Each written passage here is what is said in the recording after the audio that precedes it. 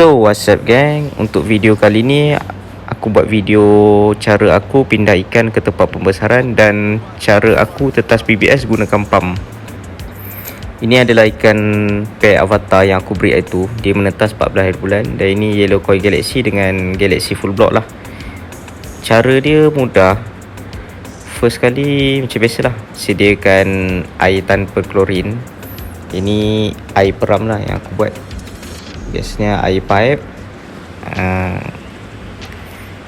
hypo dengan garam biru lah. Lepas tu biarkan semalaman macam tu lah. First kali cara aku memang biasa, aku akan letak Melafix dengan Akira je lah. Tu yang paling wajib lah. Cuma ni first time aku terbeli bekas besar macam ni, bekas gabus. Dia dalam banyak sikit lah Melafix yang aku letak. Dan untuk Akira letak dalam setengah penutup botol. Cumanya dalam video ni aku lupa, aku ada letak velvet fit sekali. Sebab dulu kan aku pernah breed super gold. Lepas tu tak tahulah punca air ke apa. Lepas tukar air, lepas dia sebulan lebih, tiba-tiba mati pula. Okay, ni lepas masuk ke Akira kena gaul lah. Sekarang pukul 7.13 pagi. Mungkin aku akan pindahkan dalam tengah hari lah, pukul 12 macam tu. Selepas kita masukkan semua bahan-bahan, kena gaul lah biar dia sebati. Yang buih tu sebab daripada Melafix, tapi lama-lama dia akan hilang lah. Sambil tunggu pukul 12, aku akan buat cara tetas BBS gunakan pump. So jom kita tengok.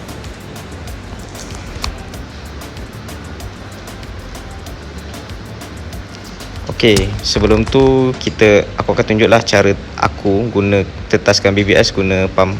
So bahan yang diperlukan biasalah pump, tiup air, air flow controller, garam, BBS dan air tanpa klorin.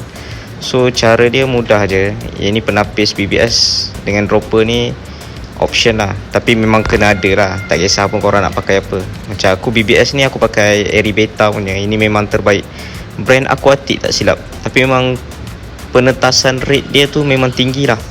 So memang aku recommend kalau korang nak beli BBS, memang better beli dekat Eribeta. Okay, cara dia first kali masukkan air tanpa klorin lah dekat pump yang kita nak gunakan tu. Okay, lepas masukkan air, buka airflow controller dan masukkan garam dalam satu sudu. Ini sudu tepung baby rasanya. Lepas tu bolehlah kita masukkan BBS. BBS ni nak masukkan berapa banyak tak kisah, dia bergantung kepada fry korang. Macam aku letak dalam 3 sudu teh ni kecilnya. Sebabnya fry agak banyak lah kali ni.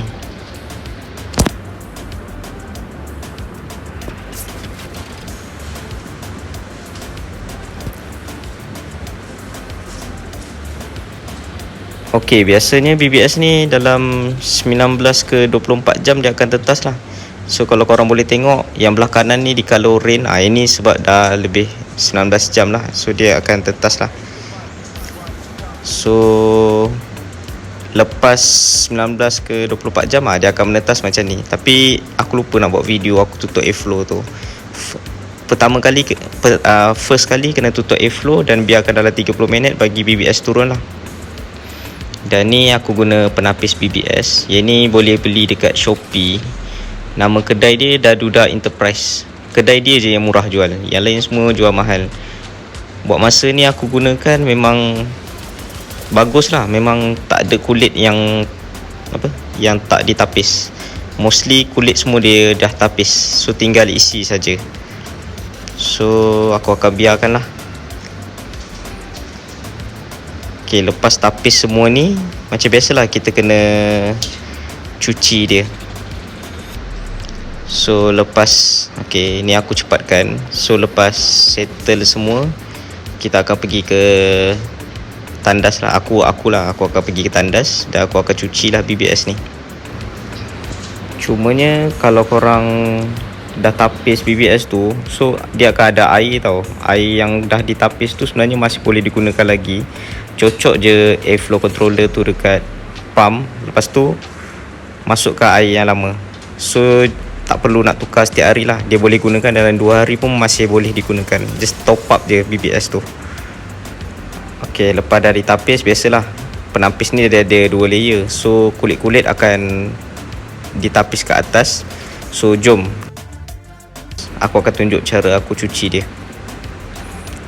Ok, ni cara cuci dia senang je. First, siram je lah, basuh bagi bersih-bersih sikit, bagi BBS yang lama turun ke BBS yang masih hidup turun ke bawah. Dan lepas tu yang bawah tu pun kena cuci lagi. Lepas habis cuci, kalau boleh dalam seminit lah. Lepas tu barulah boleh bagi fry makan. Gunakan dropper. Lepas tu sedut je BBS yang kita dah tapis tu. Aku letak bawah tu, aku letak air tanpa klorin lagi lah, sebab senang sikit dia nak tapis guna dropper. So bagilah ikan makan. Aku akan bagi kepada 2 kotak gabus tersebut. So tu je cara nak tetaskan BBS dan cara nak bagi makan. Macam tu je lah. So kita akan sambung part untuk pindah ikan balik. Ok, sekarang dah pukul 11.47 pagi. Waktu bagi makan pun dah lama dah. Rasa bagi pukul 9 tadi kot, 9 ke 10 macam tu lah. So aku hanya gunakan penapis sauk kutu air je. So kena sauk lah ikan. Kalau boleh buat dengan slow-slow je, tak perlu nak tergesa-gesa. Lepas tu masukkan pun dalam keadaan slow-slow je, relax je. Cumanya untuk breeding kali ni, pack avatar aku banyak gila tu.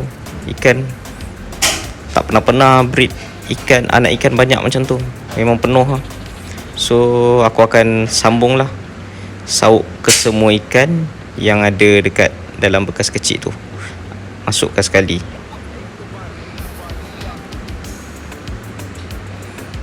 Sebab masih banyak lagi ni, so kena buat. Lepas tu aku akan campur lah dengan yellow koi. Aku masukkan sekali je dalam satu gabus ni. Ok, sekarang dah pukul 12.14 tengah hari. Memang lama agak lah nak sauk semua, tapi memang penuh lah. Ni pack avatar sahaja besar macam ni. Gabus punya besar ni pun dah penuh dengan pack avatar. Ni aku dah habiskan. Aku tapis ke kotak yang lain, takut ada yang tertinggal lagi. So next aku akan buat bekas yellow koi galaxy pula. Tapi yellow koi galaxy fry dia memang tak nampak banyak. Dia kurang banyak lah. Tak pasti sebab dia tak ditutup dengan betul ke apa ke. So stiker avatar pair tu aku akan letak dekat kotak gabus lah. So aku tahu bila dia, masa dia dilahirkan. Sebab kita pun kadang-kadang lupa. Better tulis lah, ni anak-anak avatar. So macam biasalah, aku akan sambung dengan sauk yellow koi galaxy pula. Sama, aku akan buat satu persatu.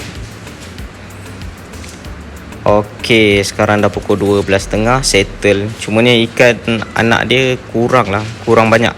Memang tak banyak lah, sikit je. Okay, ini dia lambat sehari sebab bekas dia warna hitam, so tak nampak sangat fry. Tapi kalau korang nak breed ikan, better breed dekat bekas yang terang lah. So kita boleh nampak fry tu kat mana. Macam kotak gabus ni, ini memang terbaik lah. So ini saja ikan aku yang telah aku pindahkan kepada korang semua. Jangan lupa like, share dan subscribe. Enjoy.